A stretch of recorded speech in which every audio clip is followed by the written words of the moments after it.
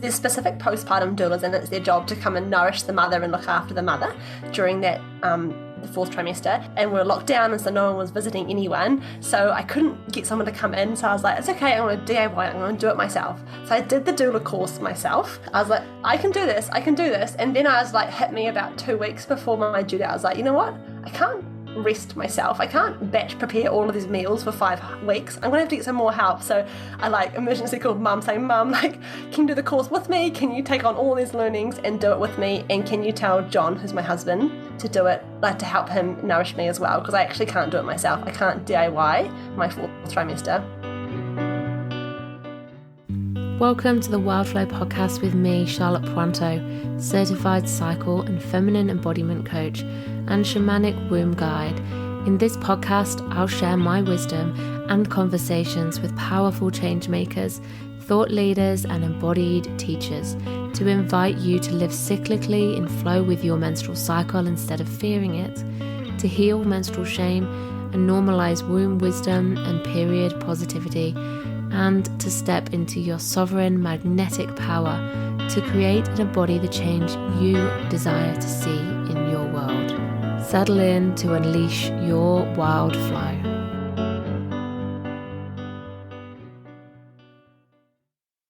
I absolutely loved this conversation with my friend Monique. Monique Dickson is the Cyclical Mum, a new mama of 4 little ones, and also a previous private client of mine who I held space for during her pregnancy last year.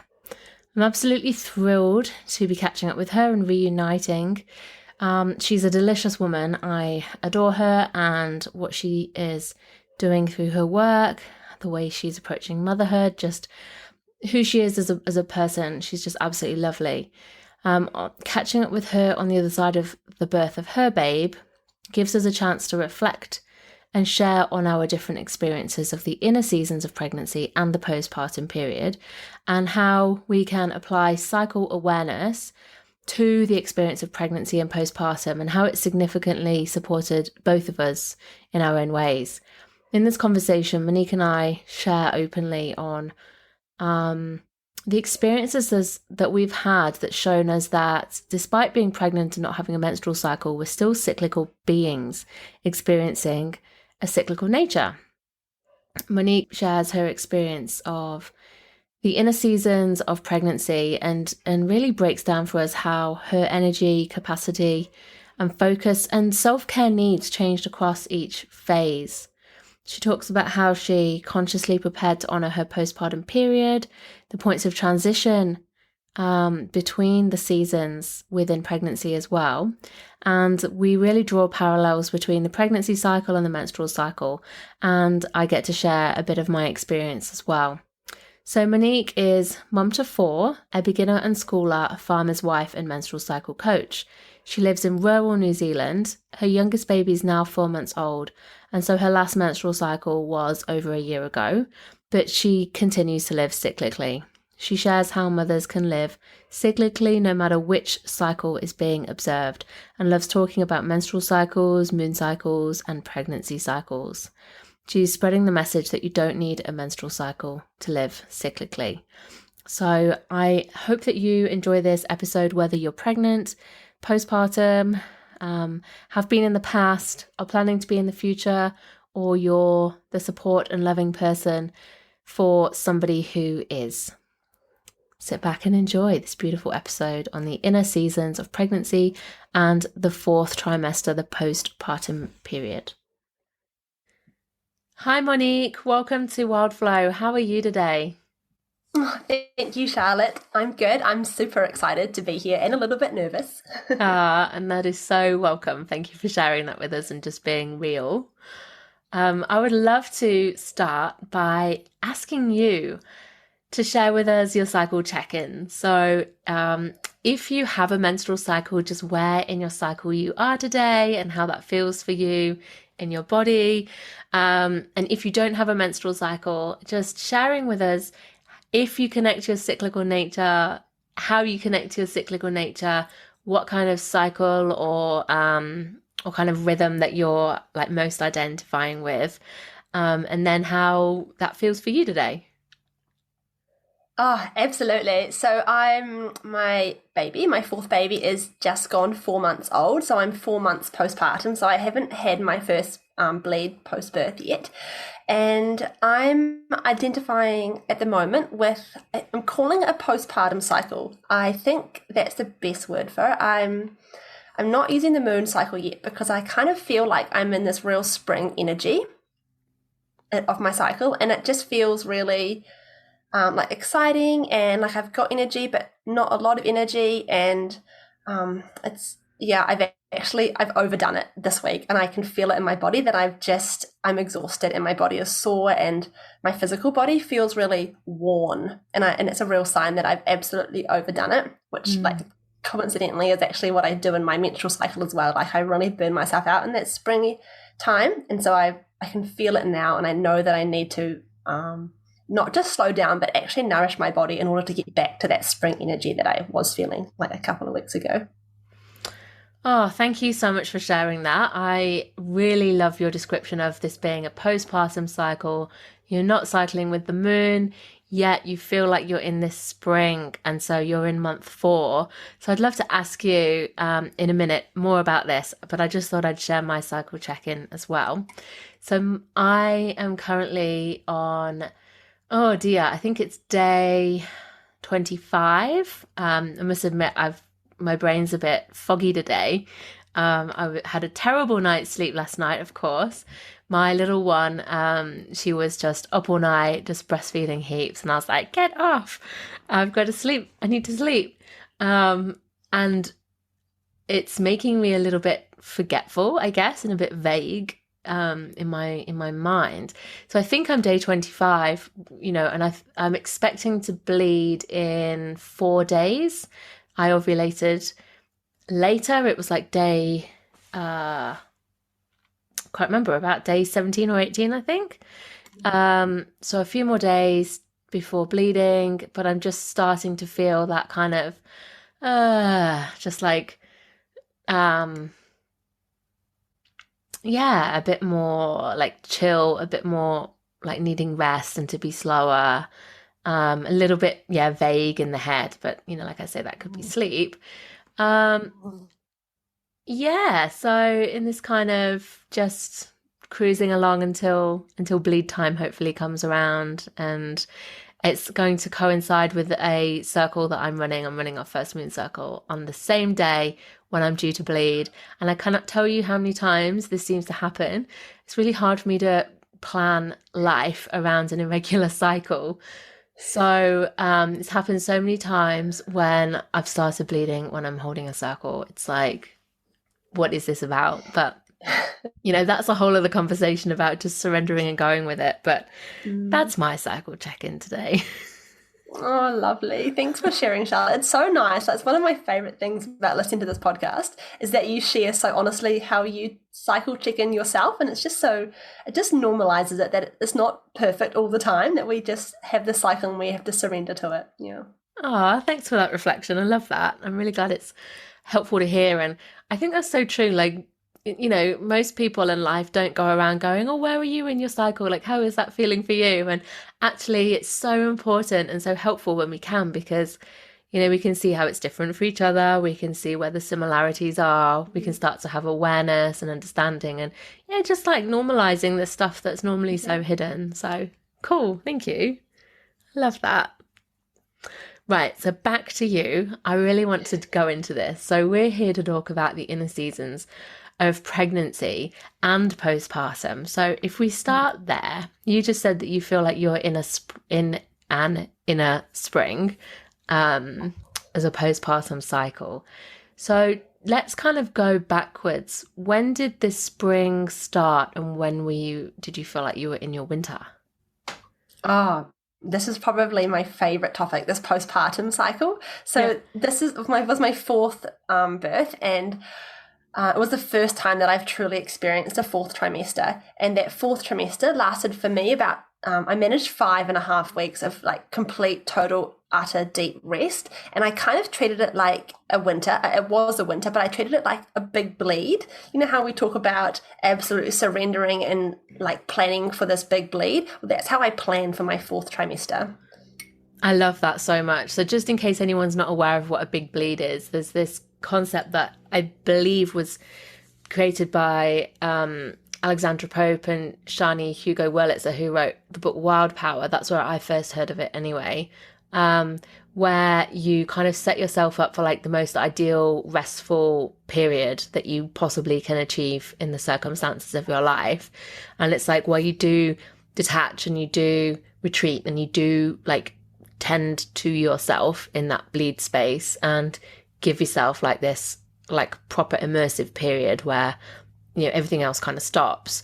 So you're saying that you set yourself up for that postpartum period to be just like that, which I think is so amazing that you got 5.5 weeks. You said 5.5? Yeah, that's right. 5.5 weeks. Like that is so good. I never had that ever after having any of my children. I feel really like just the power of how incredible that would be. And I'm so glad you managed that. That's something you really wanted, isn't it? It so was, yeah. And it was with all this COVID and we were locked down up here, so I actually couldn't get a doula to come because there's specific postpartum doulas and it's their job to come and nourish the mother and look after the mother during that the fourth trimester. And I couldn't get one. We live 45 k's from town and we were locked down and so no one was visiting anyone. So I couldn't get someone to come in. So I was like, it's okay, I'm going to DIY it. I'm going to do it myself. So I did the doula course myself. Oh, and cool. I was like, I can do this. And then I was like, hit me about 2 weeks before my due date. I was like, you know what? I can't rest myself. I can't batch prepare all of these meals for 5 weeks. I'm going to have to get some more help. So I like emergency called mum saying, Mum, like, can you do the course with me? Can you take on all these learnings and do it with me? And can you tell John, who's my husband, to do it, like to help him nourish me as well? Because I actually can't do it myself. I can't DIY my fourth trimester. Oh my God, like mic drop. That's so powerful. That is so powerful. How many of us think that we just like have, if we need something doing, we just have to do it ourselves? Like I fully resonate with that. Like I've been really noticing that come up a lot for me in the last few weeks, particularly. Like can't rely on other people to just do the things that you need. And if you just need it doing enough, you just got to do it yourself. And at that absolute time when you need support and community more than ever, and then to be in COVID and like you said, there were lockdowns happening and restrictions and, all the rest of it, to really just, ask your mum to do that for you and then asking her to coordinate with your husband so you don't have to do that job yourself and you can just fully surrender and immerse in being nurtured by other people. And so you can just recover and heal and bond and feed and it's divine. It was amazing. But before that I didn't even know what I needed. Like I didn't actually know that fourth trimester really even existed for my last 3 babies. So I had to like do the doula course, really learn that actually this is such a sacred special time. And then I put that together with my menstrual cycle coaching to know that this is very similar to when we bleed. We need that deep nourishment and it's just like an extended bleed, like a big bleed. It was amazing, Charlotte. I wish it for every woman right now. Absolutely. Oh, like part of me is like wishing I could go back and give that to myself afterwards because I had my first baby. I was on mat leave for a whole year, so I could have done, but it wasn't even remotely in my awareness that was a thing. And my husband had, I think he had like a week or 2 weeks off work and was still trying to do little bits of work around us. And then went back and I was like on my own and I don't have family here. Like I have in-laws, but it's not the same. And, I got a couple of friends, but I was very much the first one in my group to have children. And, all of that kind of stuff just meant that the messaging was just, you have your baby and you get on with it, right? Yeah. And then the second baby, we actually, we completed our house purchase and then she was born about 6 hours later. And then we actually moved and relocated regions when she was 14 days old. It was the most stressful thing I think I've ever done in my whole life. The series of circumstances that meant that like we had to kind of buy it and move at the same time. It just was unavoidable. But, I really had to like, that expression, gird your loins, like really like just hold it together and be strong to get through it. But it was really damaging, actually. It was really, really hard. And, I'd never do that again. So there was absolutely no support. And my husband was commuting back to Sydney and staying overnight. And, I was here with children and trying to unpack a house and all the rest. So, yeah. And then even third time, like I was learning more about, fourth trimester and inner seasons and cycle awareness and all the rest. But, we went back to England when my third baby was 2 months old. And then, we were there for about 6 weeks, and that was intense in itself. So yeah, I'm noticing a bit of a theme here. Yeah. About like kind of, yeah, like that programming of just, it doesn't change your life. Like, of course it changes your life, but I think it's more like not being allowed to receive the help and to say like, no, this is really important. Like I need to take this. And what's more is you need, like, partners and family, you need to like help, like make this happen as well. Like this isn't just on me, this is on all of us. Like that was just missing from my life. I think if I ever had children again, which I'm not planning to, like it would be completely different. I would be like fully prepared with a postpartum doula, and like just really like I am not moving from my bed for all this time. So what did it look like? Can I ask you, what did it look like in your fourth trimester? Like what was that nourishment like? Oh, Charlotte, it was so beautiful. I got tears in my eyes just thinking about it. So I birthed my baby in my bedroom, and I don't think I left my bedroom for 2 days. We're lucky that we have an ensuite, so I had the toilet and a shower right there. But my mum, she fed me warm, nourishing like soups and sweet, like rice puddings and really easily digestible food for my body to heal. And my baby slept beside me. I was warm. My mum massaged me. I had socks on all the time, even though it was the middle of summer. To keep my body really warm, I needed to have socks on, and like mum belly binded me, so I kept all my insides nice and warm and firm, and like I felt really supported. And the kids came in and the kids came out, but I wasn't responsible for them. Wow. I can't imagine. Amazing. Yeah, it was so beautiful, Charlotte. Like it was spectacular. Oh, that's so special. And the preparation work that you did through your pregnancy to get to that place, it was significant, right? To get to that place of feeling like knowing the importance of that, like you say, bringing in your cycle awareness, like really comparing it to a big bleed and just fully standing in your power around that, around taking what you need. I see the power of that and the beauty of that, and the way that you're now in your spring, and you said you've got energy and not so much energy, but it's coming back. And do you think that if you hadn't taken that deep rest, you wouldn't be in your spring now, or it would be different? Oh, absolutely. I credit being in my spring now because I had that really deep inner winter rest in my fourth trimester. I haven't ever felt this energetic after any of my other babies.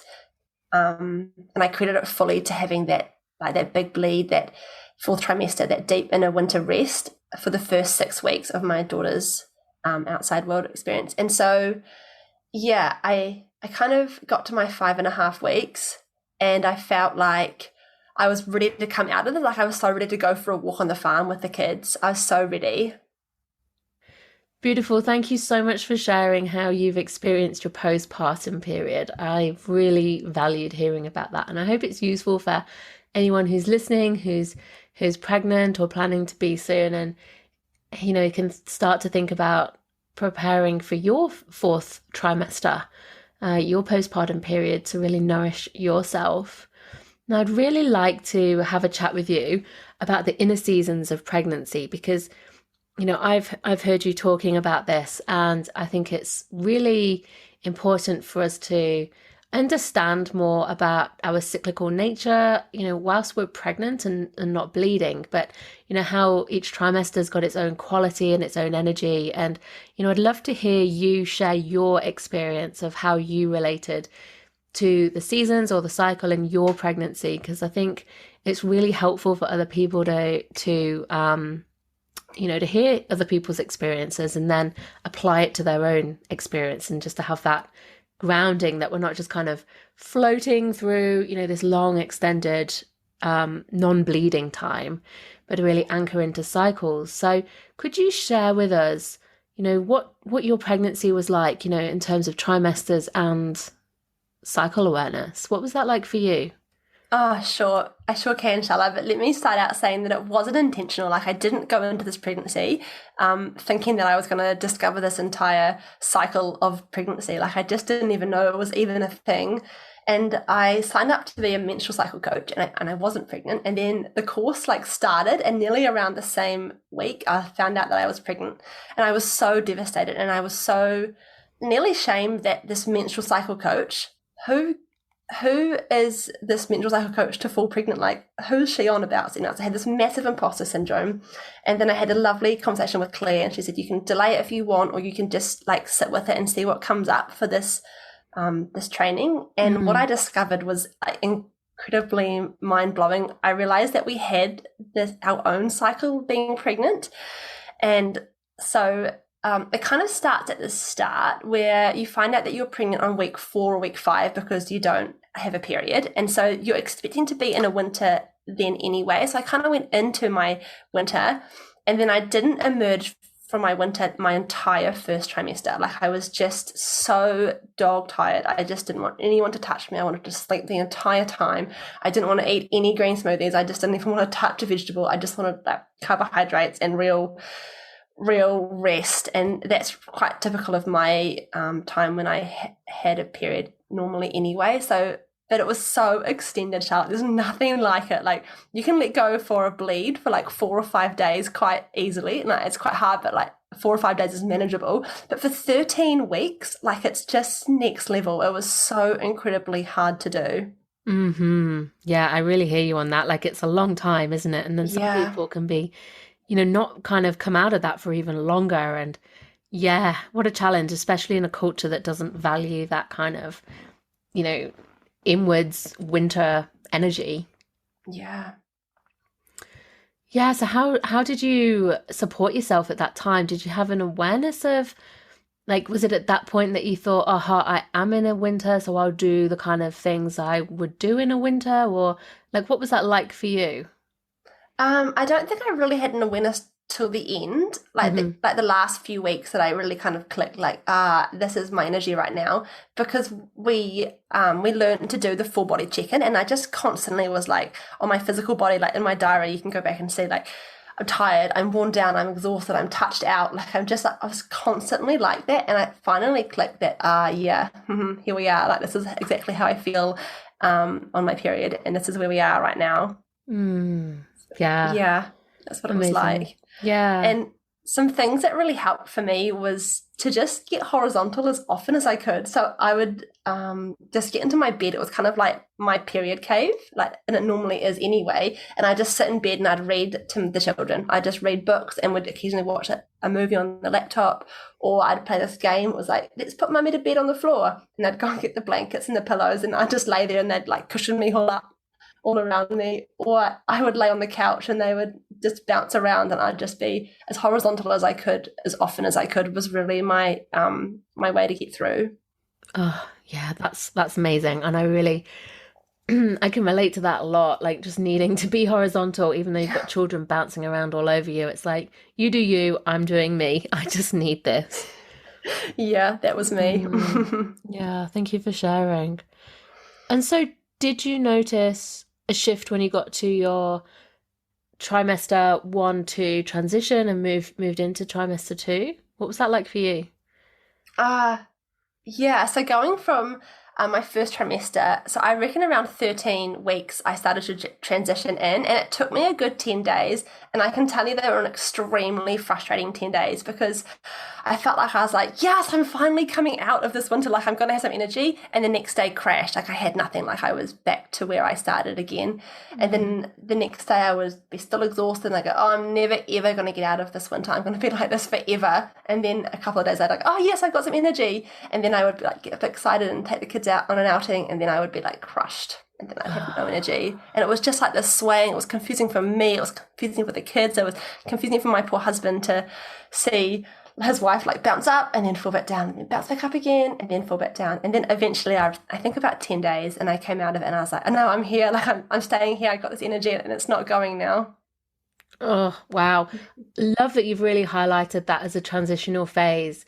And it's not just like a clean, like a switch and then bang, I'm like different. And, you know, the frustration of like, am I there? Am I not? The backwards and forwards. I can see that. I can really imagine that. And you know, it's so like when you're finishing your period, isn't it? And for me, it is. It's like I'm back, or more like my husband wanting me to be back so I can resume normal parenting duties and, you know, all the life duties.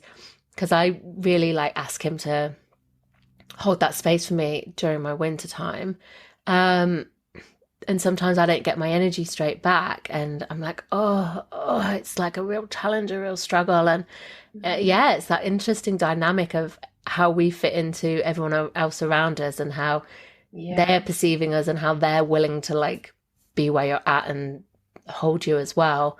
And then hearing that your energy just came back. And so what was your this spring and trimester? How long did that last and what was it like for you? Yeah, so that was an interesting one. So I wasn't really sure how it was going to line up with the trimesters of pregnancy. Like I thought maybe I'll be in spring for the whole of my second trimester, but actually what ended up happening is that I transitioned into summer about halfway through.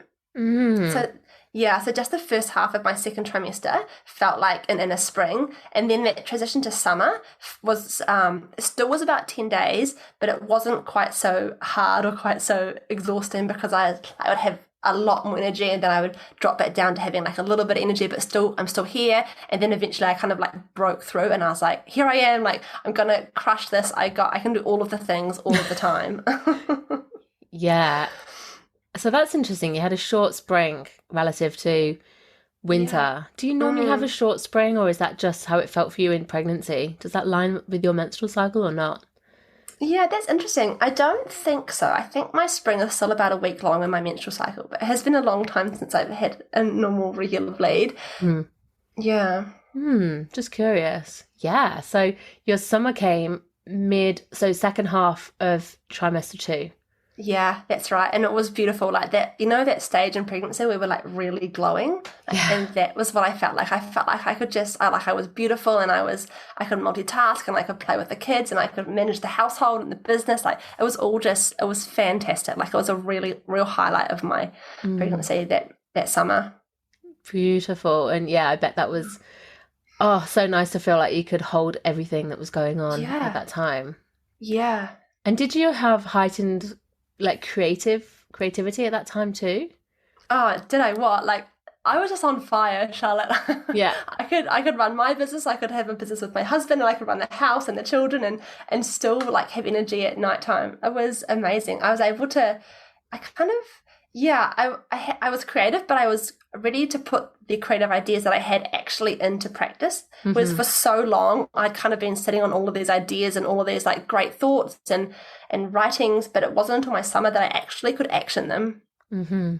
Yeah. It's real doing energy. Yeah. Wow, that sounds like a real superpower.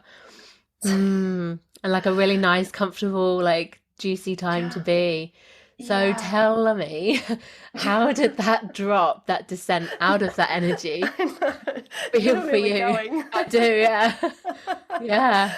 Yeah. So because I had 3 children, and I think my eldest was just turned 5 at this stage, and I also was rearing all of the calves on our farm because we have a dairy farm over here in New Zealand, or we share milk on a dairy farm. So my summer was, and you can hear it was so busy. I was doing the calves, the children, being a wife. I had my own business, and I was still running the farming business with my husband. So it was so full on that I think what actually happened is it cut my summer a bit short. Interesting. Yeah. And that wasn't like, that's hindsight that I can now see that. But around week 27, I started transitioning into my autumn. It might have even been a little bit before that because the transition was so long and so hard. Yeah. It was like I look back and it actually was traumatic on me. I didn't know how I was going to drop from such a height of my summer into this real cruisy, slow autumn energy, and that was so hard. And I was so lucky, Charlotte, to have your support over that time, because otherwise I'm not quite sure how I would have managed to get through. But I look back and like my heart hurts from my body at that time. It was a lot. Oh, sweetheart, I remember it really, really well. And it was a real time of like letting go, wasn't it? And really kind of, I remember you sort of sensing this. The birth was ahead of you, and it was like a time to sort of let go and come into that kind of cocooning, but it was hard to let go as well of, the kind of beautiful dizzy heights of summer and calling in boundaries and like asking for what you need, and a lot really came up, didn't it, at that time? Yeah, it did. And from going from my summer where I could do it all on my own, like I was managing so well, and then to actually realize that, I can't do this on my own. I actually need to call in some support. But like, how do I even do that? That really came up at that time. Yeah. Yeah. Would you share with us, if only if you're happy to, like just what helped you at that time? Yeah, for sure. So I actually had a period of burnout there where I say that I had to be rescued from my own life because I was beyond even being like, no one could even help me. I was so low that someone actually had to come in, and like I couldn't get out of bed one day, and so my family had to come in and go, we're taking you out, like we're going to take you to your parents' house. And so I spent 6 weeks with my mum and dad, with all my children as well, because my husband stayed on the farm and did the calves and the cows. And what really helped was staying in it. Like I just wanted to bounce out of it all the time. I wake up and I go, no, I'm totally fine. Like I'm back to normal. Like I'm good. And it was really hard to go, actually, my body is still tired. I need to sit in this for longer than what is like socially acceptable. Yeah. Yeah. That's a powerful point. Yeah. So sitting in that, what did that look like for you to really just stay in it? Yeah, it looked like that I could just say to the kids, mummy can't help you. No, mummy can't do that with you. You're going to have to ask like your granny right now, because mum's just going to sit in bed and I'm just going to read, and I'm just going to sit here. I'm going to meditate. I'm going to do a yoga nidra. I'm just going to do a little bit of dance now so I can really get into my body. I'm just going to actually let myself feel this. And we had one call during that time, and it was the most exhausting coaching call that I ever had, Charlotte. And where you actually helped me to feel everything that was in my body. And it kind of on the surface, like if anyone was watching us, it would have looked like we're doing nothing, like hardly any talking. But oh my gosh, the emotions that were coming out and the feelings that were like being trenched up from so deep down was so much, and it was so healing, but it was so exhausting, and I needed days to recover from that. And I have no examples of anyone else in my family ever having to do something like that, and so it was kind of weird and hard, and I couldn't explain it to anyone but you. So yeah, so really feeling my emotions and really having you hold space for me was what got me through those 6 weeks. Oh, thank you for sharing that, and like the truth of it as well, like how hard and exhausting it was to do that, but also hearing the value of doing that, like you say, just sitting in it and asking your children to go to your mum for help and feeling your feelings. And you talked about dancing and like moving through, letting the feelings like be and move through you. And then once you did that, you were able to kind of connect in with what you need, didn't you? Because I remember, yeah, you were like, and you touched on it already, like, I'm not sure what I need. And from that real connected place, you really clearly came up with quite a list of things you needed. and you were Yeah. able to call it in. And, perhaps that's been part of the process with the fourth trimester too. But I just, really, thank you for sharing that with us, and like how challenging that autumn third trimester phase was for you. Yeah. Yeah, but do you know what? It turned out to be so beautiful. Like once I got through my transition and once I'd landed in my autumn, it was so beautiful. Like I was able to slow down and like spend real quality time with my family and not be rushing everywhere. Like it just turned into this beautiful, like my bump was growing bigger. I was just feeling so sure of myself, but I didn't ever think I would get there. Yeah, and you did. It was amazing. It was such an honor to hold space for you at that time in your pregnancy. So grateful for that. Thank you. Yeah. So do you think that, this approach to kind of relating to the seasons in your pregnancy is like a blueprint that others can work with as well? Or do you think it's different for everybody? Or do you feel like, that's, if somebody's pregnant and they're kind of like working out how to relate to their own cyclical nature and pregnancy? Like, I'm just curious because, I've seen it written differently as well. And, I've seen it written, explained a few ways, but I feel like the way you've just described that as like the second trimester, like being split into spring and summer, like that makes a lot of sense to me. Yeah. I'd love to know, is it how you experienced your third pregnancy? Well, it's a really good question.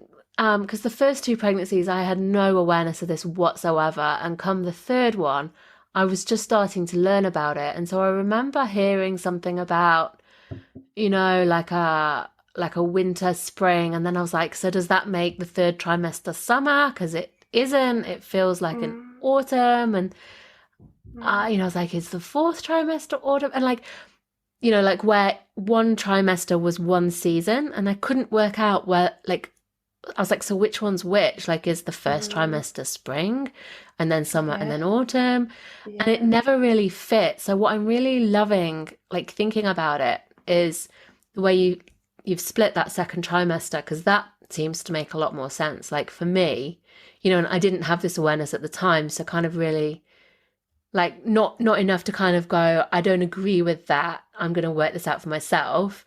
I was more in the place of trying to fit myself into somebody else's definition.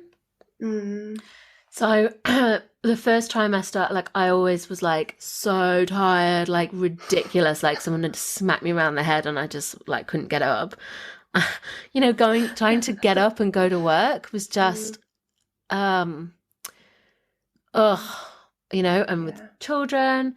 And then I would be nauseous all the time and I couldn't go anywhere near the bin or the dishwasher or walk down the meat aisle at the shop or past the butchers. And I remember just being like so like, nauseous and queasy and exhausted. And it was interesting because I think, the first time I was pregnant, I'd got this, very cultural message that pregnancy is this like beautiful time where you just glow like the whole time and it's amazing and people open doors for you and you're so special.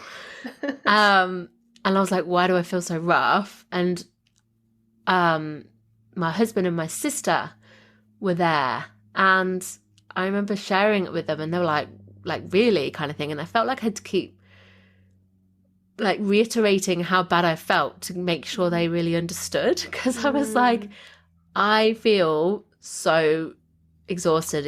It just wasn't funny.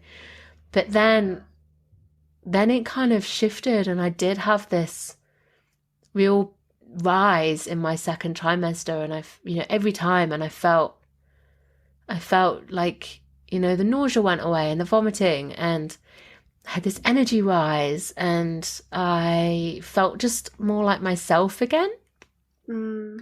I wasn't, full of beans, but I definitely felt better. And then, sort of midway, I was like, oh yeah, I felt pretty good. And I remember getting like, I'm quite impatient. And so I remember being about halfway for my first two pregnancies, feeling quite impatient, like, oh my God, we're only halfway and I've still got a halfway to go. Yeah. Like, wow. And in my third pregnancy, I remember feeling like, I was like, oh, I don't know if I can get through this. Like, I just sort of remember hitting halfway being like, whoa, I know how big I'm going to get. I know how tired I'm going to get again. And sort of was like, not really kind of looking forward to having zero energy with, for me, it was only two small children who would have been aged 2 and 4 nearly. When my third was born, and just feeling like, gosh, this is tiring. Like, I can't do the things that I was doing. And when I had my third baby, I'd been doing my life coach training. And I was really thinking about setting up my business to be something I could come to after she was born and after I had postpartum period and after, whenever like my maternity time ended. So I remember doing like a lot of kind of groundwork and preparation and like wrapping up, and that's quite autumnal, isn't it? Like, real that kind of really treated it like I would treat, an autumn in my menstrual cycle. And that time where I'm in now, it's like I'm not starting anything new. I'm just sowing the seeds, laying the foundations, getting some steady roots for, what's going to come after. But the third time, I really treated it like a sacred rite of passage. I really was like calling in all the support. I had an altar for myself and for the birth and had a beautiful blessing and, called in a lot of sister support and family support who were over in the UK, and just really honored that as a deeply sacred spiritual time. Really wanted to feel like I could just fully surrender and let go of absolutely everything to just be able to birth in a really sacred way. And that was different for me. I did not do that the first 2 times at all, because basically I didn't even know it was a thing. And that was really life-changing for me. Like, it was the most powerful birth. Like, I birthed in a hospital, but I was so sure of what I needed, and I was so connected to my body, and I was so connected to that spiritual sense of it being a rite of passage that I like could tell the doctor, like, bugger off. I could tell the nurse, please give me space, turn the lights off, I want my oars on, this is my playlist, like Phil's doing sacral acupressure, all these things. I was like, yes, I'm in a hospital, but like I'm in control.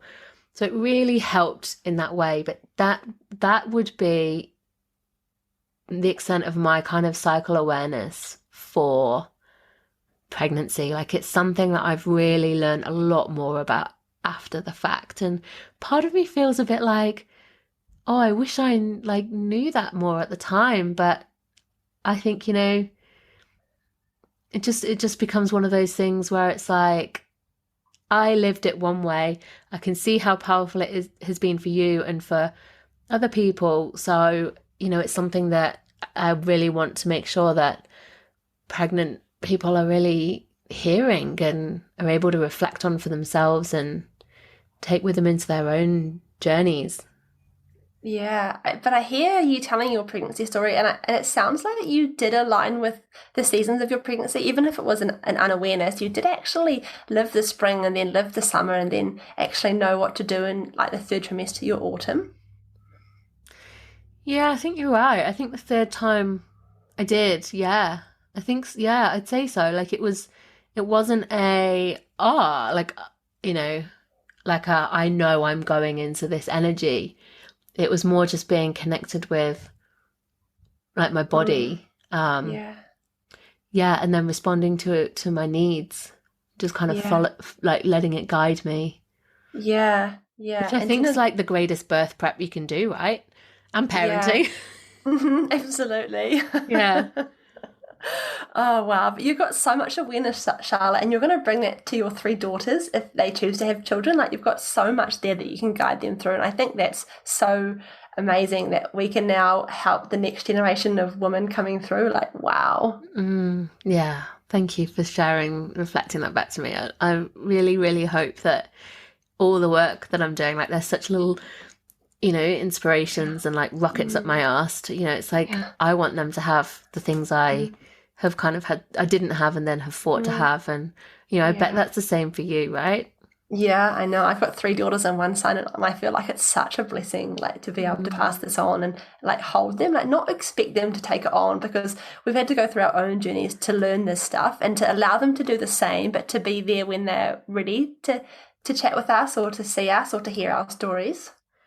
Yeah, absolutely. And what you just said there really reminds me of, like when we're sharing this with women as well, it's like we have to go on, we can hear this information, but the sort of integration or embodiment part of it is that you've got to go on your own journey to be able to Yeah, apply it for yourself. It's one thing to hear it yeah, and to like maybe know it mentally, but to actually live it is like the next step. And I think that's where we can resist it. And, we all have to be ready in our own time. And some of yeah, us, might not get there, but then some of us will at some point. And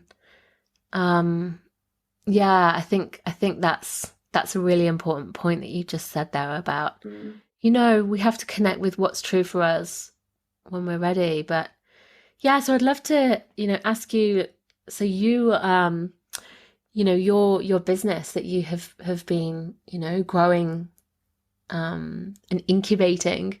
So you're the, yeah. the cyclical mum, which I just absolutely love. So tell us about your plans for what you're going to be doing. Oh, thank you, Charlotte. So I'm just kind of like cultivating and feeling out right now what my message is, but really I think it's leaning towards that you don't have to have a menstrual cycle to live cyclically because Mm, we all, yeah, I don't know, there's just this gap out there, I think, where if you haven't got a period, then you can't live cyclically, but actually there's so many other cycles and you touch on a lot of them, like the moon cycle, the pregnancy cycle, and like that postpartum cycle that we're kind of filling out now. But there's also like the external cycles as well, like the day cycle and the life cycle and the seasonal cycles, and like there's so much there. It's not just around menstrual cycle. totally. I really hear Yeah, you. And like I really care about this too. Because, like yeah, I've only had my menstrual cycle for the last year. And for, like six years or so I've not had one. Like because of breastfeeding and being pregnant and, like a cheeky little period here and there. But yeah, I mean, that was what really connected me with, cycle awareness. Like my first few years of cycle coaching has been without a period. And it's yeah, like, yeah, like you say, like this is a thing. This is totally possible. And I really see that for you as well, with yeah. your children and the journey you've been on and how much this has helped Mm. you. Yeah, Yeah. love Yeah, there's that. so much there. It's an exciting space and it's kind of so powerful when you realize that we as women are not supposed to live kind of like with how we've been conditioned to live. And even me, like I'm in my spring now, but you can't consistently be in your spring all the time. Like you still need to rest and honor the energy that you do have for that day. So yeah, there's so much out there and it's so different for all of us and it's evolving a lot. Totally.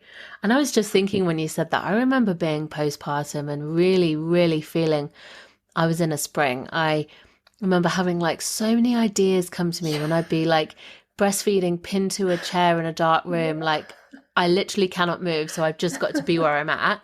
And then ping, ping, ping, like Yeah. ideas just everywhere and feeling like I just need to capture this. And I've just got this little spark of Yeah. creativity and inspiration and Yeah. connectedness. And then it would go again and I'd be tired. And Yeah. took quite a while before I felt like I was in a summer. I don't recall Yeah. actually moving into it. It was probably not. I'm wondering, like, was it when I've had my first menstrual cycle again, or when I first started ovulating? Because I've had a Yeah. few anovulatory cycles recently, and when I ovulate, I'm like, ping, and I'm like, what is this weird feeling? Like, I have not felt this many times in my whole life because of being on the pill for so long. And then, like I say, pregnancy Yeah. and breastfeeding, it's like summer's been Wow. elusive for me. Yeah. Wow. Yeah. In my own life, I'm just kind of like a big experiment, like where I am now and when I will move into summer, or even if I will ever get there, or maybe I'll have to wait until I ovulate. Like, I don't know. Like, it's kind of an exciting space. Who knows? Yeah, I'm really Yeah. curious. Yeah. Oh, well, thank you so much for sharing, Monique. I just adore you, and I love talking to you and hearing you, like, seeing you on the other side, I guess, of this, this year, that we've had together, I guess, on and off. Yeah. But Yeah. seeing, like, you reflecting and like your personal journey, but also how this is really shaping what you want to do and the message that you have. It's Yeah. such important wisdom. I can't wait to Mm. see what you do, and I invite everybody to go and follow Monique on Instagram because she does some really fun reels as well as super helpful, informative posts. But just to close, Monique, I've just got 2 questions for you. Mhm. So the first one is curious. It might be obvious, it might not be, but what is your favorite and what is your worst season of your cycle? Oh man, can they be the same season? Yeah, love that. Go on. That's definitely autumn. Like, I find autumn really hard, but I also find it so beautifully, like, when I can surrender to it, God, it's just delicious. And I have so much connection there. And yeah, it's a lot of pleasure there actually too with my children and slowing down and being with them. But it can be really hard. Like, if I've probably had a more stressful cycle, then I find my autumn to be extremely horrendous, for lack of a better word. Thank you. I just adore what you shared there. The fact that it's the same season and it depends how the rest of your cycle has gone and the challenge of it, but also the gift of it. Like, that's gorgeous.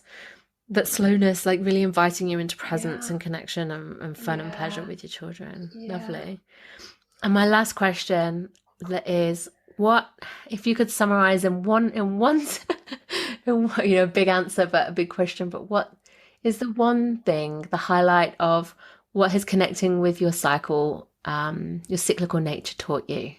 For me, it's definitely that I don't have to be on all the time. Mm-hmm.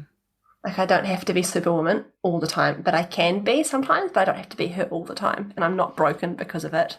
Oh, yes. Sing it, sister. Amazing. Thank you so much. Thank you so much for having me on here, Charlotte. It's not nearly as nerve-wracking as I thought it was going to be, so thank you. Thank you. Thank you so much for listening in. If you're loving this podcast and you'd love to help me spread the wisdom shared, please leave a review or rating or share this with somebody who you think would love to listen in. I'm really passionate about creating ripples of change and getting this information to more women, girls, and people with a cycle so that they can reclaim their cyclic natures too. And if you'd love to dive in deeper with learning more about how to connect with your cycle and rites of passages, come and join our free Wild Flow Circle community or choose a course and learn with me on my online learning hub. All the links are in the show notes. And until next time, be well and go with the flow of your cyclic nature.